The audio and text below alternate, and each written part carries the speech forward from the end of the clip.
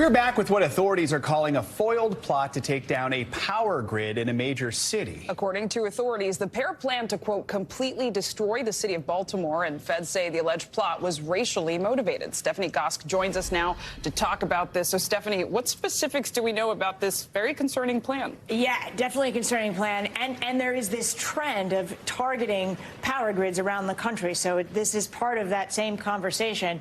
This pair, Sarah Clendaniel and Brandon Russell, were looking to target 5 substations that supply power to Baltimore. And their hope was that if they were successful, they could actually completely undermine the power system to the city. Now, the FBI says they foiled this plot in large part because there was an undercover agent that Clendaniel was discussing the plan with, and also that because she was a convicted felon, she was having difficulty getting her hands on the weapons to perpetrate the crime, and so they were able to trip her up. But they did say that the attack was scheduled within weeks. And you mentioned this is sort of a trend. We are hearing more and more of this in the news. I mean, how dangerous is it when a power grid like this is attacked in a city, and how worried, are authorities around the country we could see more of these? It's really interesting. Last night I was right out in front of one of these substations that supplies power to Baltimore. And one of the things that strikes you almost immediately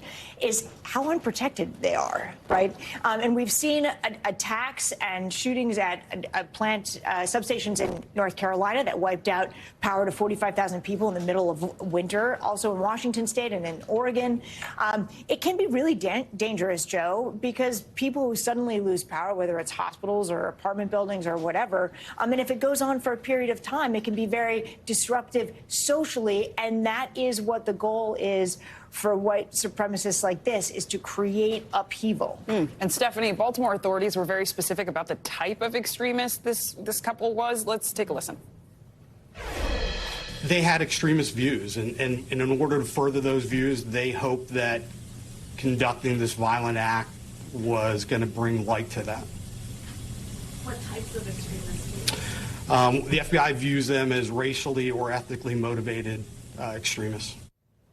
So, Stephanie, what more do we know about their beliefs, and what might this say about the state of extremism right now in America? Right. Brandon Russell actually started an extremist group, according to the FBI, and one that's been cited as being behind some attacks that were racially motivated against Jewish people, minorities. They also planned attacks against the government and infrastructure. So that is his past. Sarah Clendaniel does not have any affiliation with that group, but she does have an affiliation with him.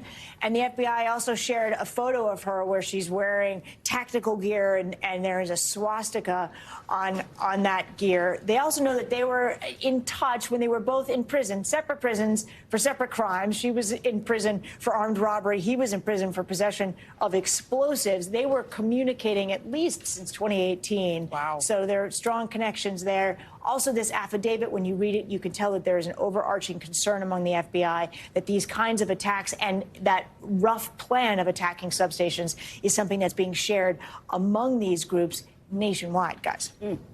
A story to watch. Stephanie Gosk, thank you. You're welcome.